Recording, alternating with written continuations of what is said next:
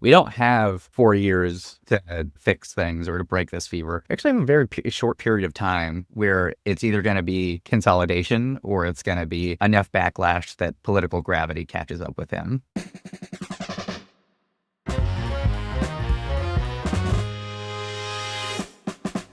Welcome back to the Campaign Strategist. I'm your host, Pete Altman. Today's guest is Dani Negrete, who serves as the National Political Director at Indivisible. They lead national political strategy, develop large-scale voter engagement campaigns, and help grassroots groups across the country use their power to win elections and hold officials accountable. Before Indivisible, Dani worked in both fundraising and organizing for state and federal campaigns and in environmental advocacy across various levels of government. They spent nearly a decade doing the hard, often overlooked work of building durable political power and thinking strategically about what it will take to win in tough environments like the one we're in now. Today, we're going to talk about how they got into this work, the lessons they've learned from recent campaigns, and how Indivisible is preparing for what comes next, especially with 2026 and beyond in mind. Before we get started, please do me a favor, like, share, and subscribe to the podcast if you haven't already. It helps to spread the word and support these deep dive conversations with the people driving progressive change. And with that, Dani, welcome to the podcast. Really appreciate you taking the time to talk. Thank you so much for having me, Pete. It's really great to be on with you. Tell us a little bit about yourself. How did you get into this work? Growing up, I always had a sense that I wanted to be in politics, which is kind of a funny thing to say as a kid even. I was, 8-year-old getting into arguments with people about Al Gore. Not the most popular position in my hometown at the time. I always had a real sense that I wanted to help good people be in the position to do good things. That was a real driver for me, and I didn't know what that was going to actually look like for a long time. As I, went through school and left college, it became really clear to me that most of the good work of actually advancing good politics and good policy was happening across the country with people,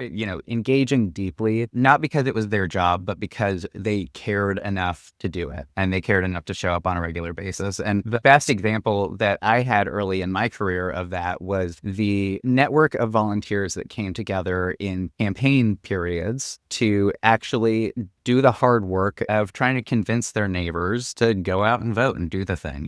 It was in the 2012 race for Obama that I actually had my first opportunity to work with a network of grassroots volunteers in California's 27th district, which at the time was much more Republican than it is now. These were folks who were pounding this pavement cycle after cycle after cycle because they knew that they could win if they could just get the level of support and buy-in from the national party and from campaigns that they deserved. After seeing that and then working on the Clinton campaign in 2016, at the time I was an organizer, I fell in love with the work of not just building communities based around campaigns, but helping build communities that lasted beyond campaigns, because the passion didn't go away when the campaign ended, when November came and left. Those people still wanted to do the right thing and do the good things in their own community. They just didn't all have the right set of tools and guidance to do it. And so Indivisible has been a really great avenue for folks to continue to engage. And, after the election in 2016, I myself was one of those people who wanted to continue to do work, but I felt like I didn't have the tools or the avenue to do it. At the same time, there was this new organization that was being stood up, and it was sort of a series of lucky coincidences that I got connected with some folks at Indivisible, and I've been there ever since. It's been 8 really great years with the organization and the network. 8 years is a good amount of time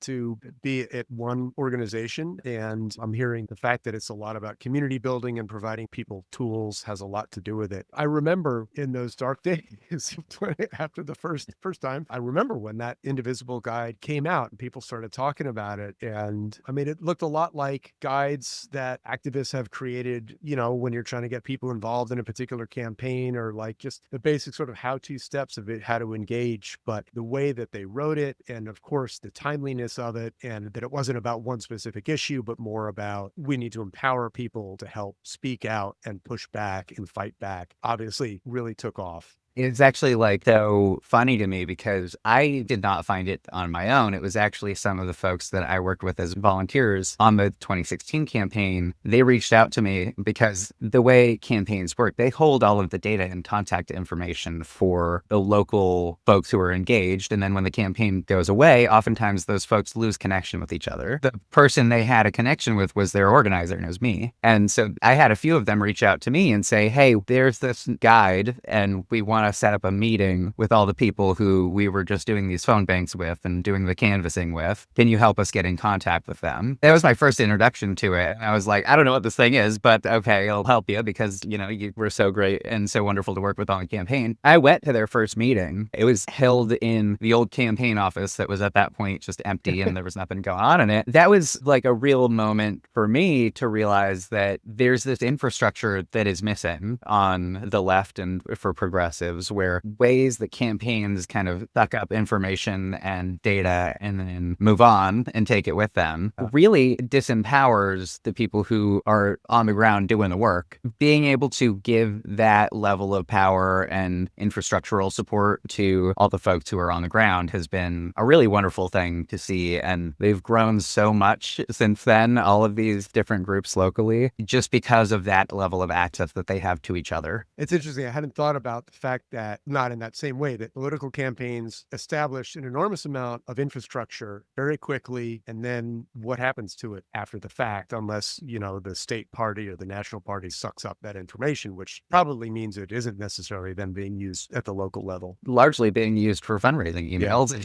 Yeah. And texts. Yeah. That's why we all get to enjoy so many of them. Yes.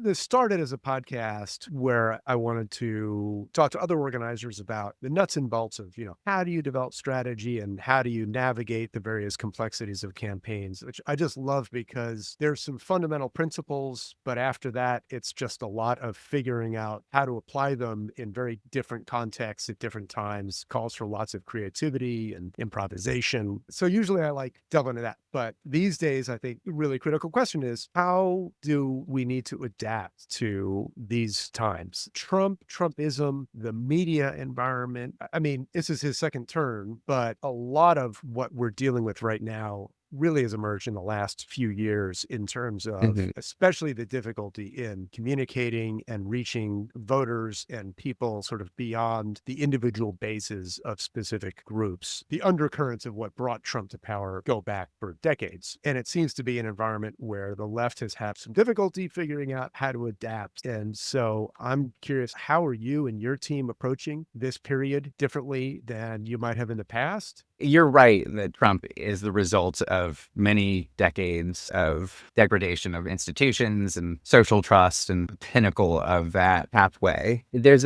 I think, among many people, a desire to address the cause, which absolutely has to happen. We've always talked about the need to understand the foundational challenges. One of the things that has been really helpful in this time has been understanding the historical context, not just of the last few decades of America, but the historical context of rising authoritarianism across the world and what it actually looks like and the sequence of events that you as a constituency or as a population will potentially bear witness to during that period and what your levers of power are during that period to actually try to break that fever, to do something in the immediate term. And so we've really been looking at not just how do we message this politically, how do we plan for 2026? We are doing that, but we're also trying to give people a understanding of the different levers of power that they have in this moment. One of the things that we've shifted towards pretty significantly is the need for visible public mass opposition in this moment for a few reasons. Number one, we have to be able to intervene in the narratives that he's trying to build for himself. Tell the rest of the country, people who are maybe still on the sidelines, who might not be activated yet, that the narrative that he's building around, whether it's cuts in a reconciliation reconciliation bill, or it's a tax on immigrants or tax on free speech, that there is something wrong with that, and we have an alternative framework for discussing it. But the other thing that we're really orienting towards in the mass mobilization framework is that we want to show all of the people, but especially elite actors, so institutions and people with large platforms, that we're not in a environment of political consolidation of power where Donald Trump is actually able to hold down any opposition, but we're in an environment of growing backlash where he's losing his clear control on the political scenario that he operates within, because that opens up the opportunities that those elite actors and institutions have for response. You know, if you're a university like Columbia and your understanding is that Donald Trump is consolidating power and he's ascendant and will continue to be so, you're more likely to respond in a way that recognizes that ascendancy and that ongoing growth. The preemptive obedience that Exactly. Yeah, You know, if we can build a political climate that is more oriented towards backlash, and they understand that there is a large community, a diverse big tent community of actors who will support them and back them up, you're going to see more defiance because they have more opportunities and options for what defiance actually looks like and non-cooperation looks like. The historical context that I was talking about, the global historical context, is really telling us that we're in a period of urgency. And that's the other thing that we've been trying to communicate very clearly to our folks that's different in this moment. We don't have 4 years to fix things or to break this fever. We actually have a very short period of time where it's either going to be consolidation or it's going to be enough backlash that political gravity catches up with him. I think I know why, but I want to hear, why do you think we have this narrow window? There's some good historical and academic grounding that tells us that aspiring authoritarians move quickly to consolidate power. And in the process of doing that, they drain other sources of power. They weaken other sources of power, political power, worker power, economic power. The attacks on law firms, too, are representative of this. You know, legal power is drained. And their ability to do that successfully is in a really tight race with political gravity. Like, are they able to do that before the unpopularity of the things that they're doing catch up with them? That race should be defining how we're thinking a lot about what we need to be doing in this moment and how we're actually operating within the different pillars of society that are subjects to it. When Trump was first elected, I was running NRDC's climate campaign at the time, and that got me to switch over to a longer term sort of role of thinking more about, where did this come from? Where is it going? What does it portend? He's not just Trump. He is surfing on a wave of discontent and pent up anger. 2023, I started really studying Project 2025, where everything was so clearly laid out. So I wasn't surprised by the actions that took place right at the beginning of the administration, but I was astonished at the speed with which they went through so much of the essentials and systematically training other power centers. Like, one of the first acts was to get rid of the inspectors general so there would be no cops on the beat within the federal government. And then, of course, you know, it goes from there, complete takeover of the Justice Department and so many other aspects of life, including making war on the law firms that can be resistance and also turning them into his allies, essentially by getting concessions that they'll do hundreds of millions of dollars of pro bono work, which surely he's going to be the one figuring out how that gets allocated and to whom. Exactly. And they're terrified to work for any wing of the political opposition, too, because they fully expect to be subject to the same kind of state punishment. The specific part about how quickly they moved is actually really important, because that is another difference from the first Trump administration, in that they did try to move some stuff quickly in the first Trump administration, but A, they didn't really know how because it was very amateur comparatively. And B, they came in with a starting assumption that they did not have a mandate because they lost popular vote.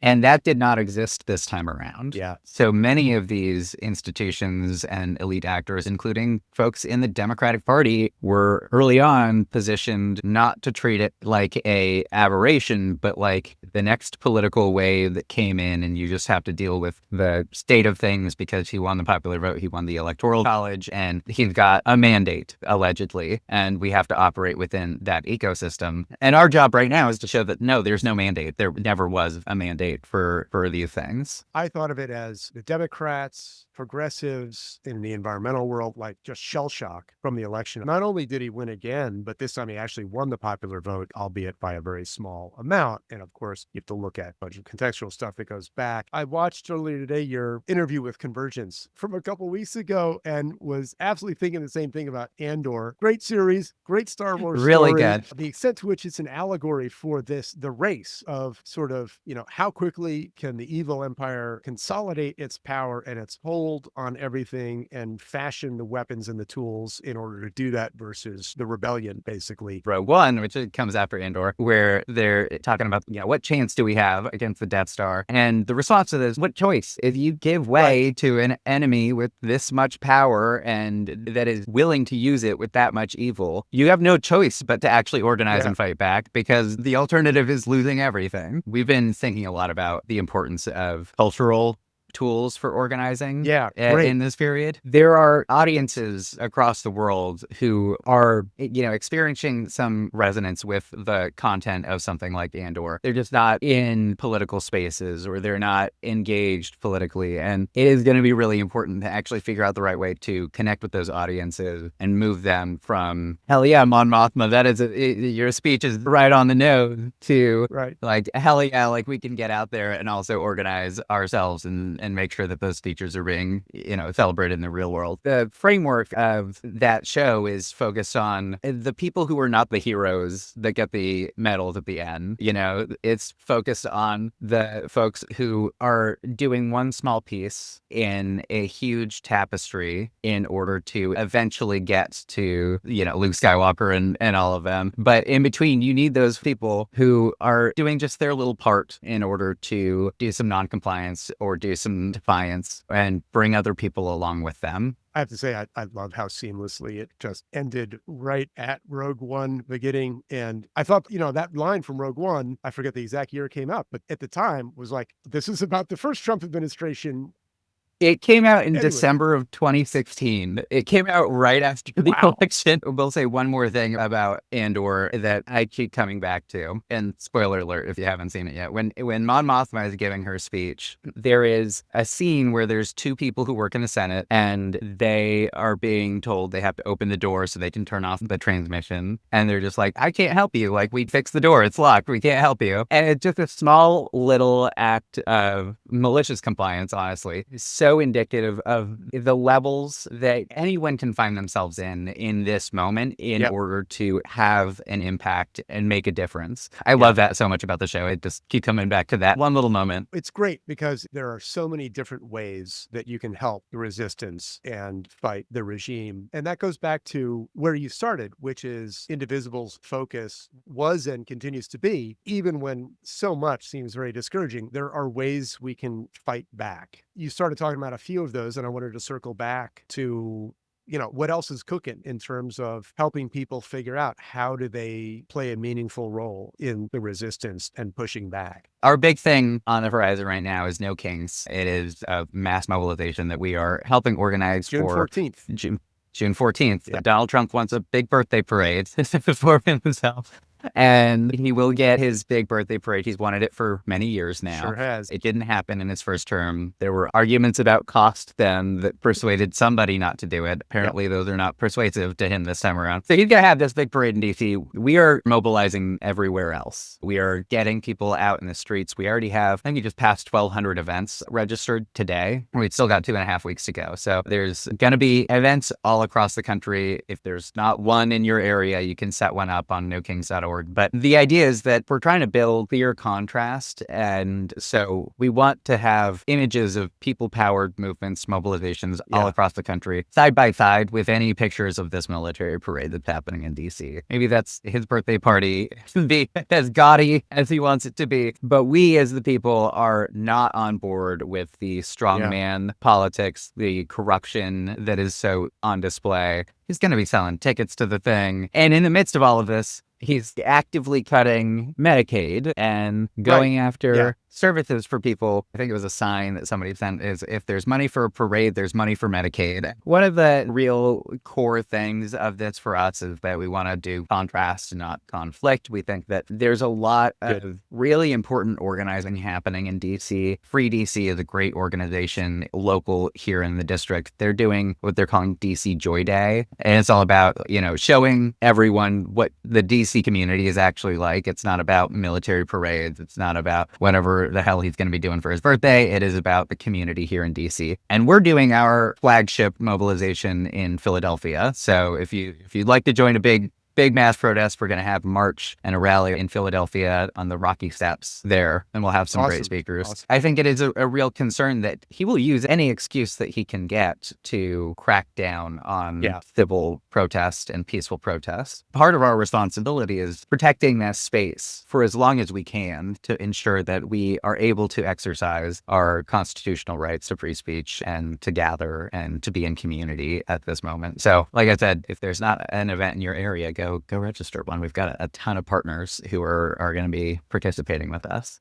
You mentioned thinking about cultural organizing, and this is a topic I've been really interested in because, I'm kind of an old guy, and I don't know if this is necessarily unique to the environmental world, but we are aware that we tend to be very literal and very policy specific. The idea of how do you organize culturally is somewhat foreign. There have been a few people who have gotten out in front and have been distinct in that, like Reverend Yearwood and some others, but it's still pretty unusual. So what does it look like? It's one of the keys to engaging disengaged voters, that mass of people who are out there living their lives. They're not looking for news. They're not looking for political content, but they are consuming a lot of content. And the right's been very good at weaving their stuff into the spaces where people's heads are already at, basically drawing them down the rabbit hole.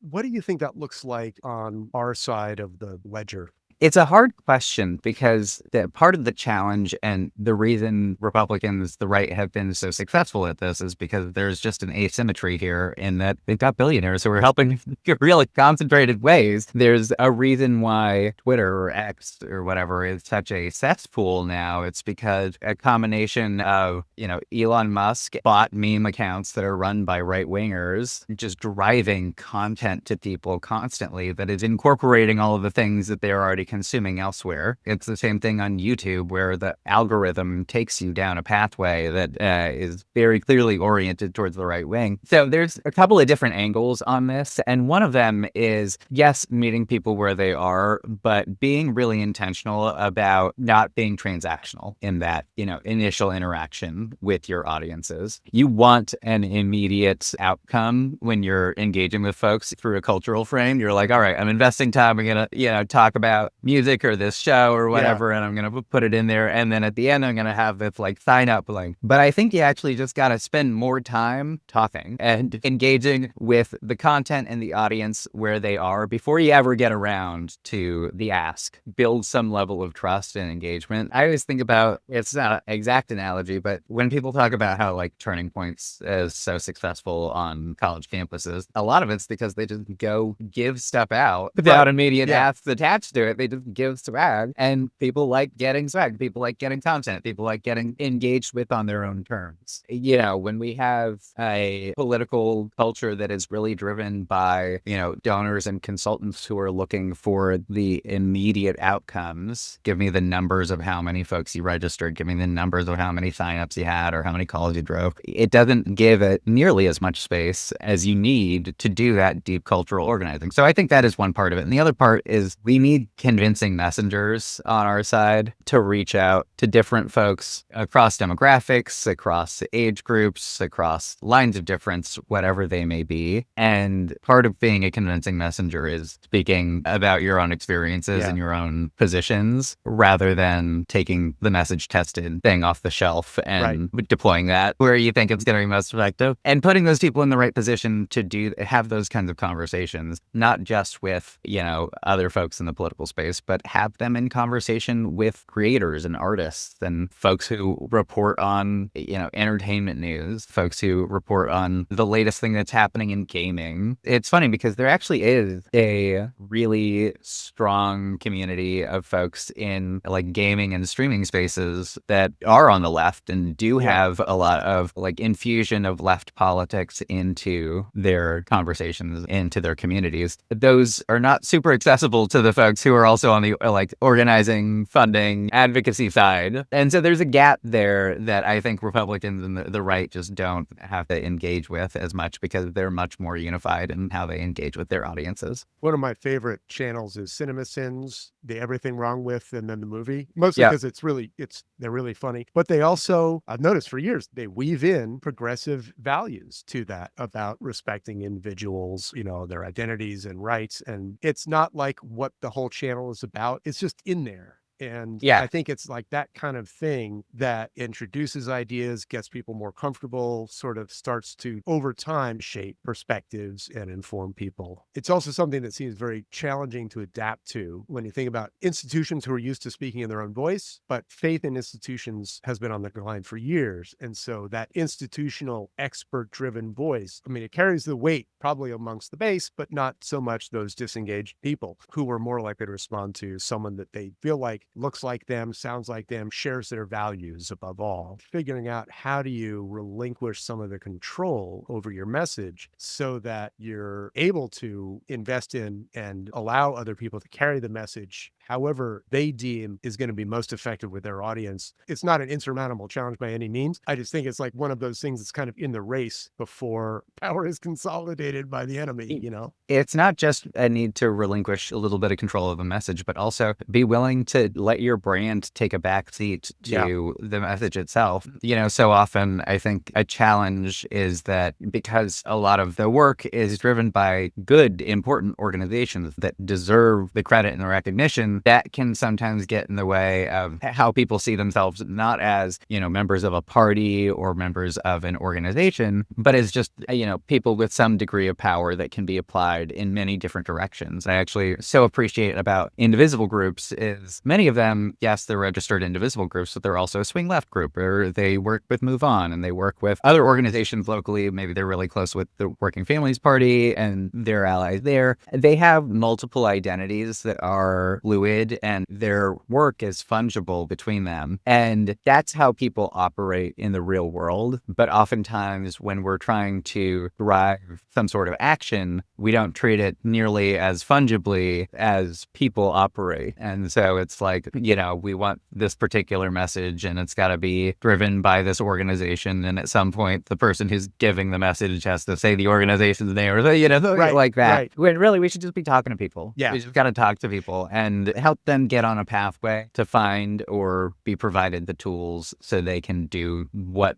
their values move them to do and what our conversations with them inspire them to do, rather than saying, oh, okay, well, if that person isn't in my universe, then I'm not going to engage with them because, they're not going to follow our script or name our brand. So one of the things that I think is really interesting, you've made the observation, and as have others, that, look, we can't approach this as we're trying to go back to what we had before. And there's a couple reasons. One, because obviously what we had before wasn't working for enough people that we landed where we are now. And instead, we need to look forward and figure out what is the next era? What's the next structure? What are the next things that we need that will preserve the fundamental rights to life, liberty, and happiness, but with structures that actually work. So I think it's fascinating. And I'm curious, do you have an image or vision in your mind of like what that looks like or what that might look like? That's such a good question. Anytime I get something like this, a really core thing that I think I keep coming back to is that part of the challenges that we're facing is that we're here because people have lost faith in institutions. And so we're seeing this massive attack on institutions and on the different pillars of society and formations that have been there for as long as anyone has been alive at this point. There's this sort of reactive sense that we need to therefore defend those institutions. That's our starting point, without actually stepping back and asking, okay, why is there this anti-institutional disposition right now that is so broad? Why are people dissatisfied with the world that they live in currently? And how do we go about not just defending that world in order to fight the opposition, but tell people there is a better world possible? I think personally, this is not me speaking on behalf of anyone, but there's such a social divide right now, not between, classes specifically, but between individuals. Just the way that we operate as individual people within this country, it feels very distant in a lot of ways, because a lot of how we engage with people is through a computer screen or through a social platform, or, and so we've lost a lot of community spaces. We've just lost a lot of that human engagement. And I do think that there is a space for a really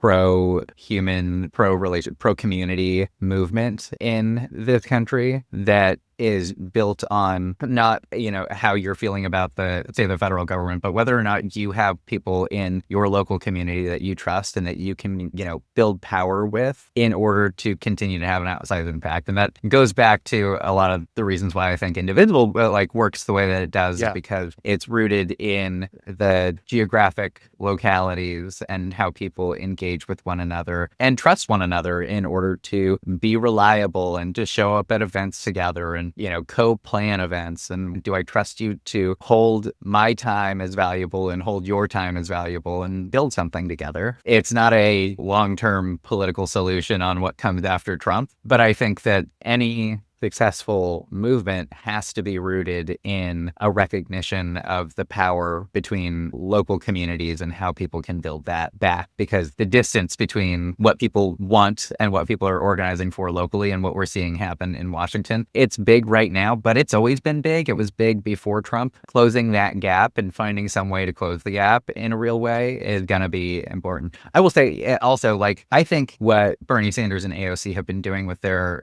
Fight the Oligarchy tour is a really great example of going out into the country and talking to people directly. You could do it as big rallies. You don't have to do it as big rallies. They just do something. Yeah. So you're not, as a federal representative or as a president of the United States, centering your existence in a, far off place. Go talk to people and continue, just like a campaign. You don't want to disappear come November. If you keep going and talking to people, Donald Trump is very good at this. He ran rallies all the way through his first term. He started his second campaign shortly after he ended his first one. And unfortunately, that's just a thing that he loves to do, is be in front of people and riff, just be himself. Let people see Donald Trump, and it could go on for 2.5 hours. It might not be the most entertaining thing, but people felt like they got to see him. I mean, that's one of the things that has really been striking about those rallies, and even going to the turning point thing, is that it does give people a connection point in the real world where they can go and be surrounded by people who at least are at the same thing. They might not all agree just yet, and some are just being brought in. What I was thinking as you were talking about this is that's the essential foundation that Indivisible and Move On and the other allied groups is also creating, is there's got to be spaces where people are coming together in the real world to say, well, we know we don't want this. And,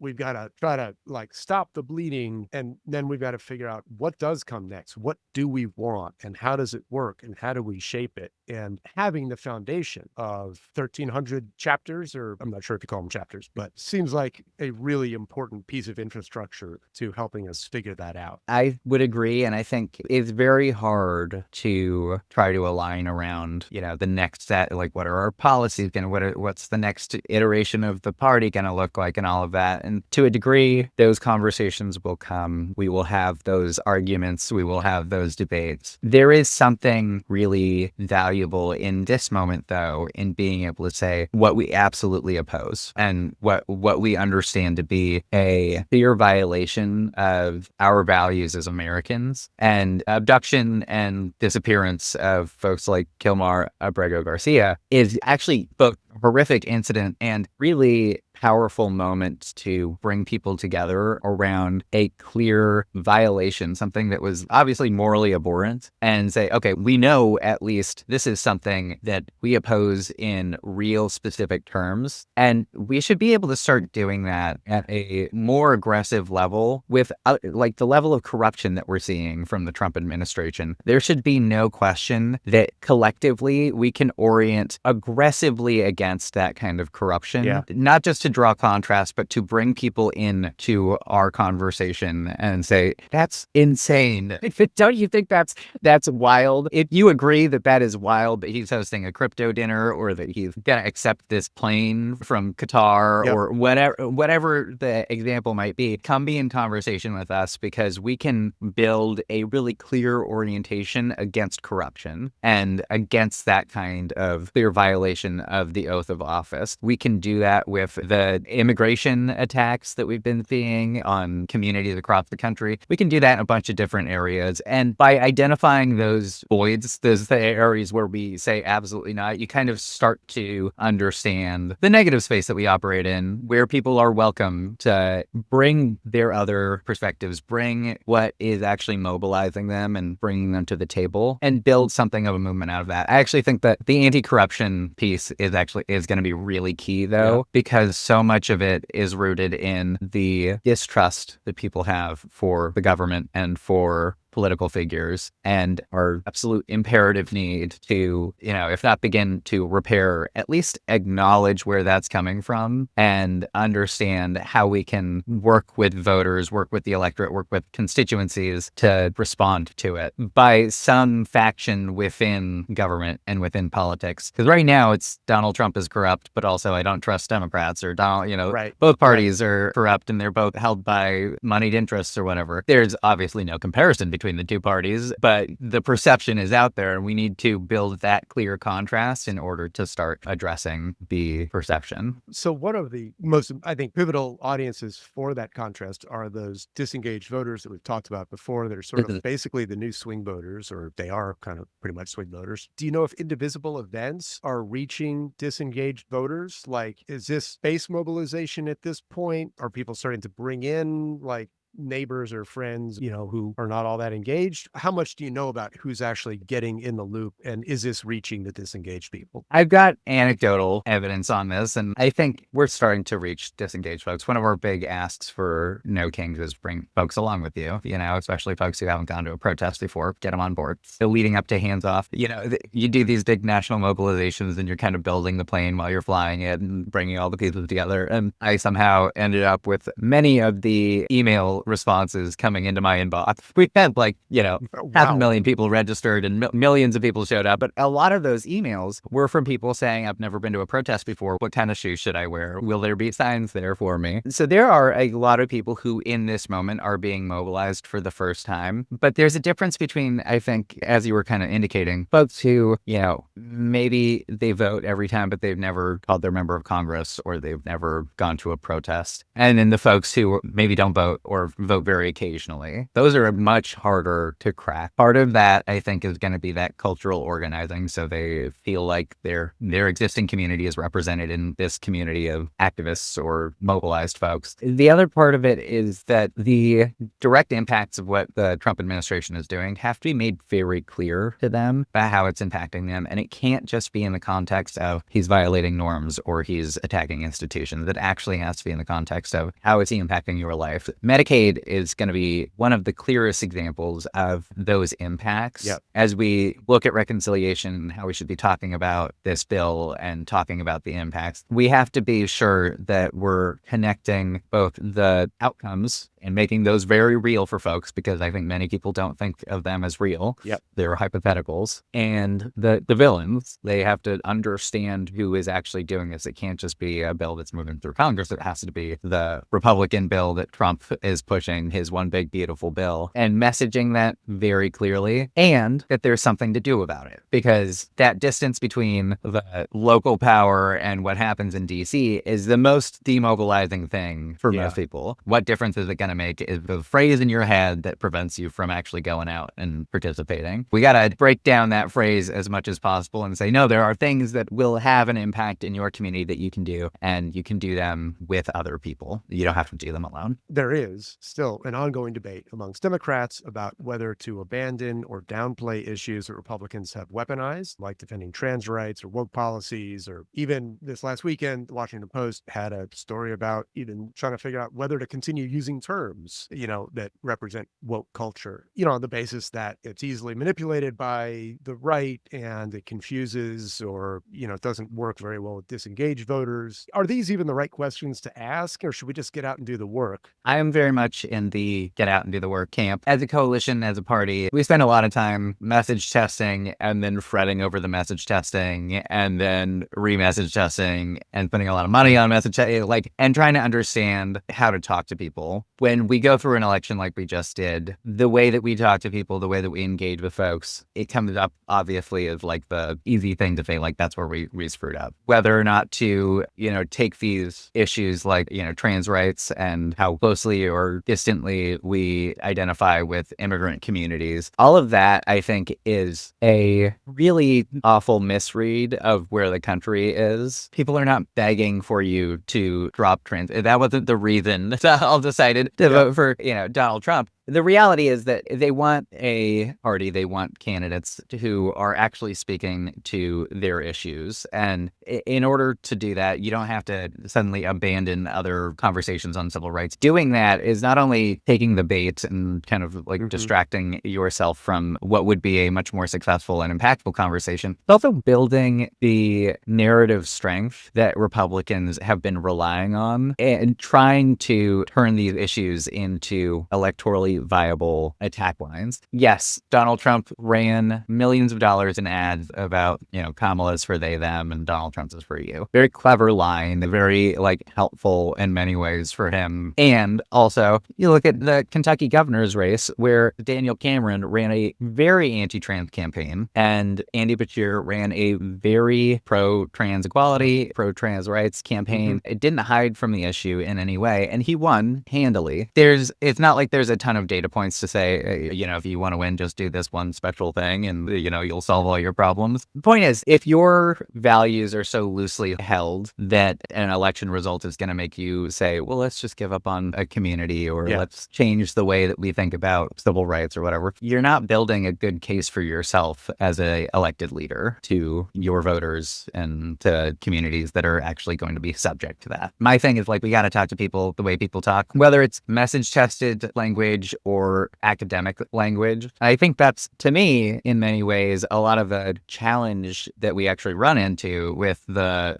woke language, quote unquote, is not that, the underlying meaning is distasteful to people, but we're communicating with people the way academics communicate. Yeah, that's what I was thinking was no, we shouldn't abandon our values that everybody deserves to be treated with respect and dignity. We just have to talk about these things in the ways that the audience of the moment talks about these things. If you're talking to hardcore base Democratic activists, use all the big words. They're used to them. If you're talking to people who are not used to those words, I think that most people are not for oppressing others in general. Fortunately, 30% seem to be, but most aren't. And so you just have to talk about it in plain English, and as well as talking about the impacts, in ways that they understand that relates in their daily lives. I feel like this debate is if that's what we're focused on, oh boy, because it's getting in the way of just getting out and doing the work and talking to people about what we need to stop happening and getting moving in the right direction. The one other thing I would say on the language front is it's not entirely about what we're saying. It's about who's saying it. You got to get people who can speak authentically about these communities and about the issues they face. What you need is people who are actually able to deliver a message and talk to the audiences that you need to reach. That's just a real challenge that we have. And it's a lot easier to change the words on paper than it is to say, oh, maybe the people who we have saying the words are not the right people. A few years ago, Maurice Mitchell of the Working Families Party wrote an essay, I forget the name, but it was basically saying to the left, we need to build a bigger tent. Can we please drop the moral purity where people try to kick others out of the tent because there's like one thing out of 100 that they don't agree on? It's corrosive both to coalition building, to progressive politics, even in the workplace. We have to be more inclusive ourselves in a way, which may mean working with people where we don't align completely. I thought that was a really essential message. Do you have any sense as to, is that being heard? Are we getting better? And particularly in this moment when we really need to, being able to embrace, literally a broader, more diverse group in this resistance movement so that we can form a bigger whole and move our country in the right direction? I think so. There's a lot of intentionality behind the building of the big tent in this moment, and a lot of strategic thought going into how we actually manage to do that without creating a meaningless coalition that, it kind of like what I was saying. If we can understand what we're opposed to, many people can come to the table mobilized by what it is that moves them in this moment. The point about needing to step back from our moral aggression in some ways is, I think, a lot about just a need for curiosity and welcoming in all of our political spaces that we want to grow. You have to open the door wide and say, yeah, actually, I want to know more about you and why you're mobilized by that and why you think that. And let me take some time with you and tell you what I think. A dynamic where people are closed off because they don't have the right starting place is not going to result in a bigger tent. It's not going to result in a bigger crowd in your community. I know exactly the piece that you're talking about from Maurice. It was, I think, a really important piece at the time and still is. And I have seen a lot of good movement in that direction from across the ecosystem in order to try to build, because we just need more people. That's the lesson of this moment. We need more people. We don't have enough right now and we need more. There's only one way to get more, and it's by welcoming them in.